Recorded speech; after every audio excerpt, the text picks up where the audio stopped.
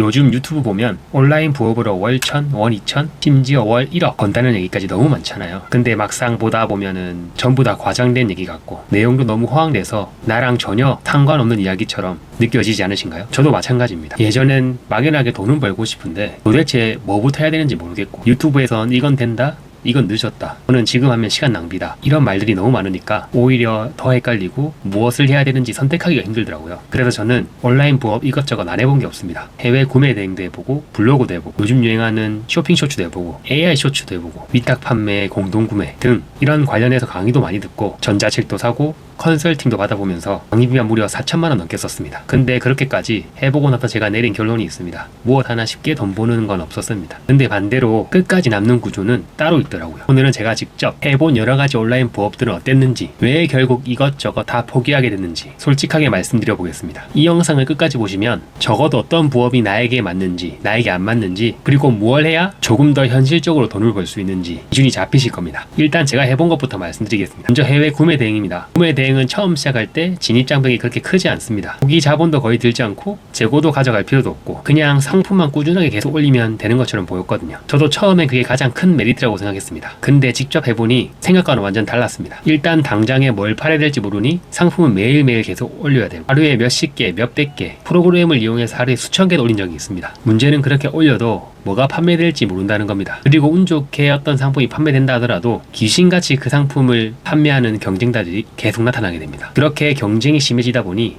자연스럽게 잘 팔리던 상품들도 뒤로 순위가 밀리게 됩니다. 이게 계속 반복입니다. 그리고 하면서 가장 힘들었던 부분은 지재권 문제, 상표권, 이미지 무단 사용, 브랜드 도용 이런 문제들이 자주 발생하다 보니 가장 큰 스트레스였습니다. 특히 처음 시작하시거나 초보분들께서는 아무것도 모르고 올린 상품이 문제되는 경우가 엄청 많습니다. 저도 이런 이슈들을 처음 겪었을 때는 멘탈적으로 많이 흔들리더라고요. 거기에 배송 지연 CS, 상품을 내가 직접 포장해서 보내는 게 아니다 보니 배송 지연 CS가 엄청납니다. 언제 오냐는 문의를 몇십 건씩 받은 적도 있습니다. 그러니까 구매 대행을 하면서 시작은 쉬워 보여도 이걸 장기적으로 끌고 가기는 힘들겠다고 생각했습니다. 다음은 블로그입니다. 블로그는 많은 분들이 가장 무난하고 안정적인 부업이라고 생각들 많이 하시죠. 글만 쓰면 되고 이 글이 쌓이면은 나의 자산이 될 것 같고 애드센스나 체험단도 있으니까요. 이것도 취미로 글을 쓸 때랑 돈을 벌려고 할 때랑은 천지 차이였습니다. 그냥 하루를 기록하듯 나의 이야기를 쓸 때는 부담이 덜했습니다. 근데 이걸 수익을 보려고 하니 키워드도 봐야 되고 이 글의 상위 노출, 그리고 체류 시간, 클릭률, 글 퀄리티까지 이런 내용을 다 봐야 됩니다. 그리고 글을 몇 개 쓴다고 해도 바로 돈이 되는 구조가 아니고 어느 정도 누적되어야 반응이 옵니다. 요즘은 AI 글도 너무 많아지고 경쟁 키워드도 포화되고 기존에 운영하고 있는 파워 블로거들이 상위를 꽉 잡고 있어서 신규가 들어가서 하기에는 조금 힘든 부분이 많습니다. 그러니까 블로그는 쌓이면 자산이 될 수는 있지만 당장 돈을 벌고 싶은 사람에게는 맞지 않다는 겁니다. AI 쇼츠입니다. 이건 제가 할 땐 진짜 가장 쉬워 보였습니다. 영상을 자동으로 만들고 조회수만 터지면 돈을 벌 수 있다? 정말 꿀 같아 보였습니다. 근데 막상 해보면 조회수와 수익은 완전히 다른 문제였습니다. 운 좋아서 초반에 조회수가 터지면 몇만 원, 몇십만 원 이렇게 벌 때도 있었습니다. 근데 문제는 이게 꾸준하게 할 수가 없다는 겁니다. 이 영상이 조회수가 많이 나와도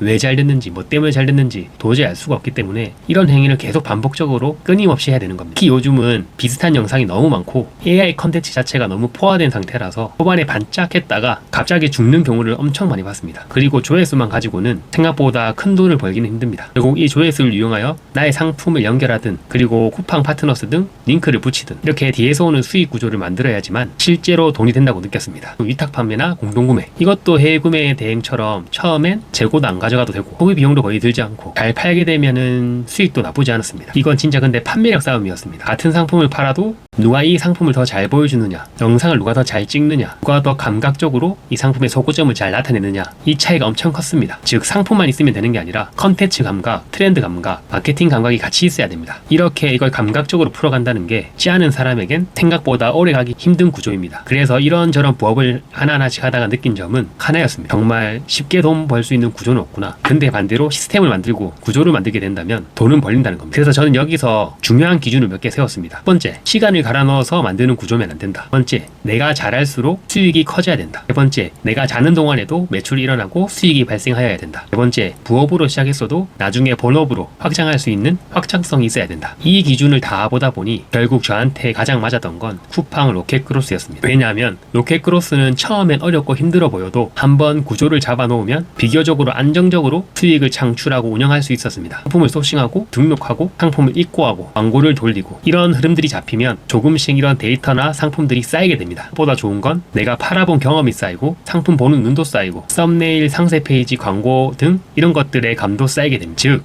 시간만 쓰고 사라지는 게 아니라 이런 데이터나 실력들이 차곡차곡 쌓여서 나의 자산이 됩니다. 그리고 구조, 테마가 잘 되게 되면 내가 자는 동안에도 나의 상품이 팔리게 되면서 수익을 창출할 수 있게 됩니다. 이게 제가 해본 부업들 중에서 가장 큰 차이점이었습니다. 그래서 제가 드리고 싶은 말씀은 로켓 그로스가 무조건 정답이다라는 게 아닙니다. 근데 적어도 제가 해봤던 부업들 중에서는 시간 대비, 성장 가능성 대비, 부업에서 본업으로 갈 가능성까지 봤을 때 가장 현실적인 구조였습니다. 그리고 특히 용돈벌이 수준이 아니라 부업으로 시작해서 본업으로 이런 큰 그림을 만들고 싶은 분들, 그리고 나의 시간과 나의 노동을 계속 갈아 넣는 부업 말고 어떤 구조나 시스템을 만들고 싶은 분들 꼭 진지하게 생각해 보셨으면 합니다. 그리고 누구는 AI 쇼츠, 구매 대행, 위탁 판매 등 이런 것들로 돈을 많이 벌거나 잘 맞으신 분들도 분명히 있습니다. 그런데 적어도 누가 월 1000 번다, 이거 쉽다 저거 쉽다 이 말만 듣고 들어가서는 안 됩니다. 결국 중요한 건 나한테 맞는 구조인지, 그리고 내가 계속 이걸 이어갈 수 있는지, 이게 가장 중요합니다. 그래서 저는 그런 걸 찾다가 로켓 크로스를 꾸준하게 하고 있습니다. 저도 로켓 크로스에 대한 이야기를 계속 해드리고 좋은 정보도 많이 드리도록 하겠습니다. 오늘도 이렇게 긴 영상 봐주셔서 감사합니다.